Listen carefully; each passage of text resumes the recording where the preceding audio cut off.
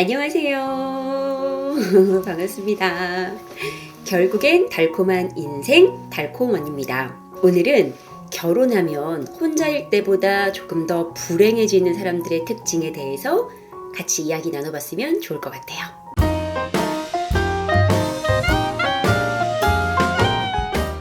혼자일 때보다 둘이어서 조금 더 큰 행복을 느껴보면 좋은데, 내가 혼자일 때보다 훨씬 더 힘들고 외롭고 불행해진다면 사실 인생이 달콤해지기는 어렵거든요. 그래서 여러분의 삶이 조금 더 달콤해질 수 있도록 선택할 수 있는 좋은 팁을 좀 나눠보면 좋을 것 같습니다. 그리고 중요한 거는요, 여러분, 이 영상이 누군가에게 상처를 주기 위해서 만들어진 영상이 아니라는 점을 좀 기억해 주세요. 여러분에게 상처를 주기 위해 만든 영상이 아니고요, 지금보다 더 나아가기 위해서 제작된 영상이라는 것을 기억해 주시길 바랍니다. 여러분, 우리가 왜 20대 때 기준이란 게 없을 때는 좀 풋풋한 연애들을 하잖아요.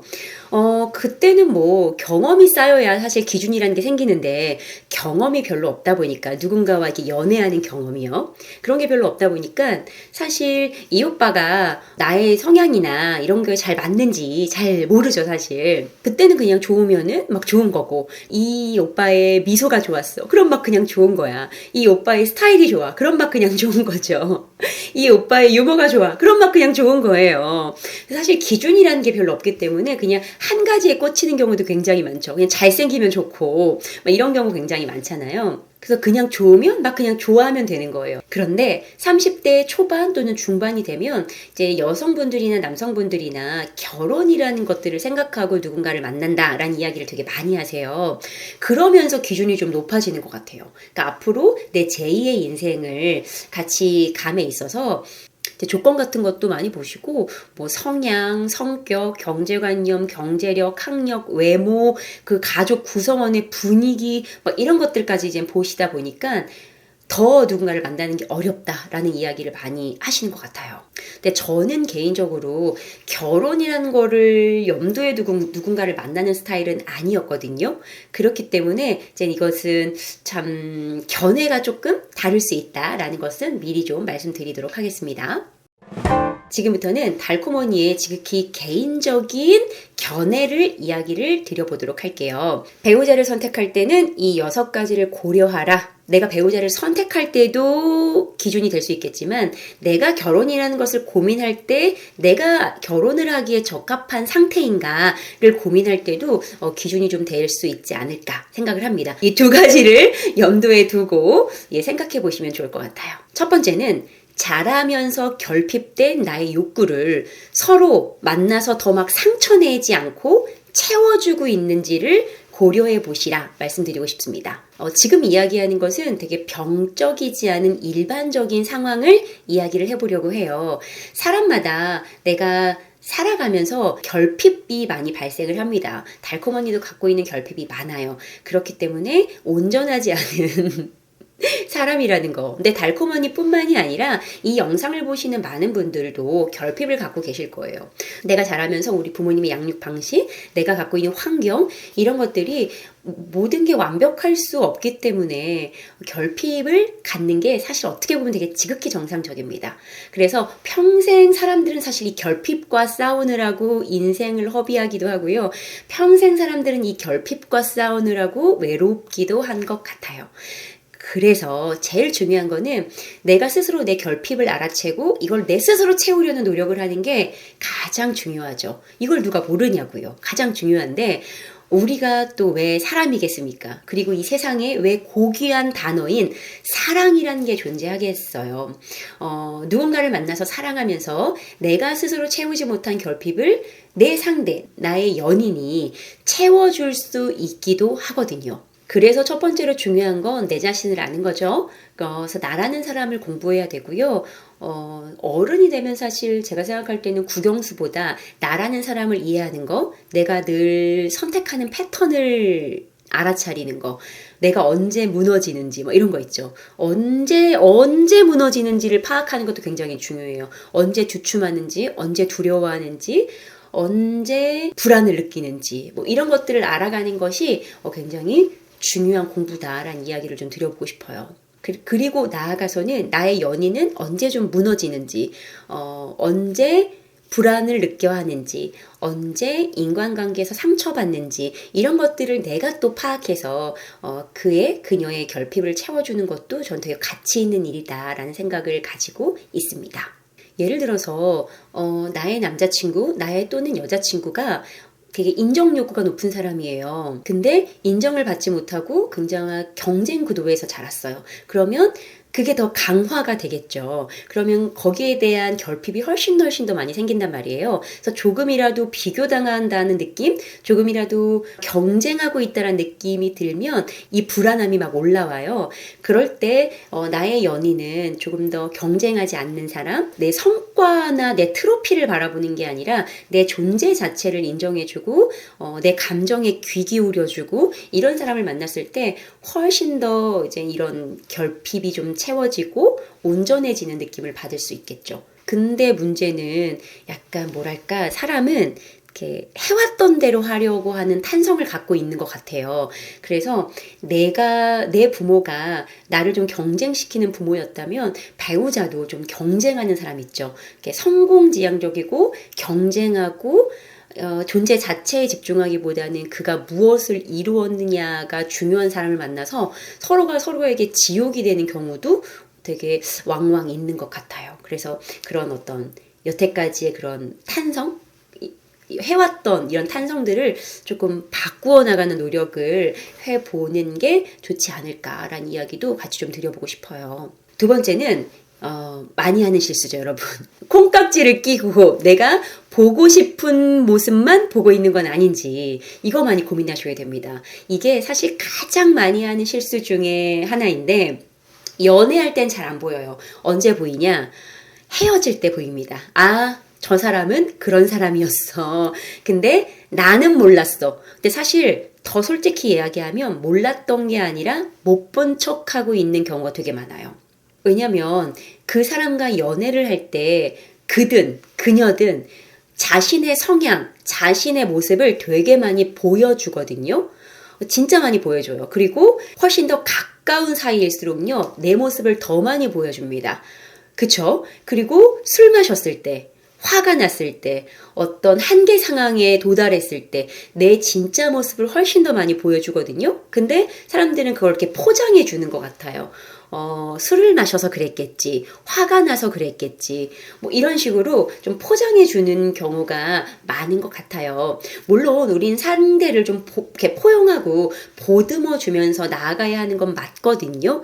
근데 그게 너무 지나쳐서 이제는 객관성을 너무너무 잃어서 이걸 합리화하고 있을 때 이걸 좀 주의해야 하지 않을까라는 생각은 많이 들어요. 내가 그냥 좋아서 그 사람의 좋은 부분만 보려고 노력하는 거죠. 물론 사람은 좋은 부분만 보려고 노력하는 게 맞아요.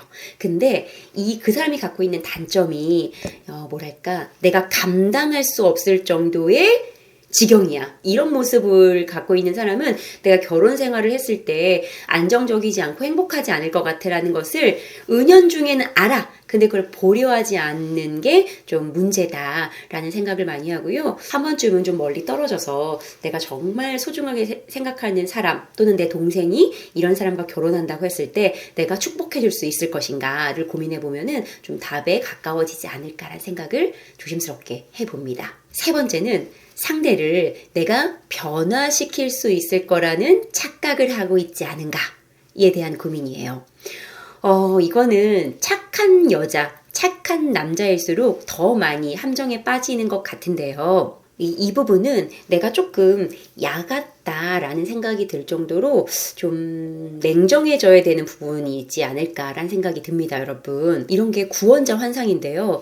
정신과적으로는 망상에 가깝다라고 이야기를 하고요. 이 사람은 내가 놓치면 누군가 막 채갈 것 같아. 이래서 막 걱정이 돼가지고 내가 빨리 내가 데려와야겠다. 빨리 결혼을 해야겠다. 뭐 이런 생각이 들어야 되는데, 이 사람은 나 아니면은 누가 결혼을 할까? 나 아니면은 누가 같이 살까? 나 아니면 누가 구원을 할까? 뭐 이런 생각이 들었을 때는 사실 그 사람은 내 평생 짝은 아닐 수 있을 것 같아요, 여러분.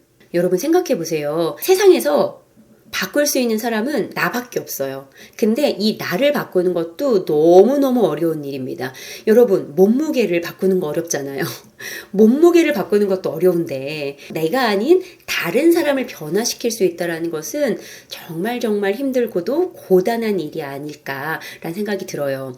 네 번째는 성격이 가지고 있는 양면성을 이해하고 이것을 내가 감당할 수 있는가에 대한 고민을 해보셔야 됩니다. 제가 성격, 성향 이런 걸 공부하고 강의하면서 많이 느끼는 건데요.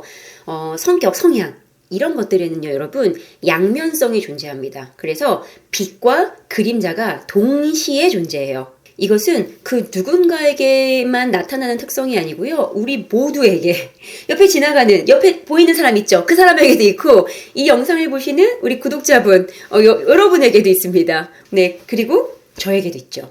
이 빛은 내가 바라보고 좋아하는 거, 환호하는 거이겠죠. 근데 그것이 있기 때문에 자연적으로 생기는 이런 그림자를 내가 감당할 수 있는지를 많이 고민해 보셔야지 이거는 생각하지 않고 그 사람의 트로피만 보고 결정했다가는 나중에 굉장히 억울해하거나 힘들어할 수 있죠. 예를 들어서 성공지향적인 삶이 있어요. 그러면 빛은 내가 이루어놓은 트로피예요. 성과, 경제력, 명예 등등등 있을 수 있겠죠. 이게 내 트로피라고 하면 그 트로피를 이뤄내기 위해서 만들어지는 것들이 이제 그림자거든요.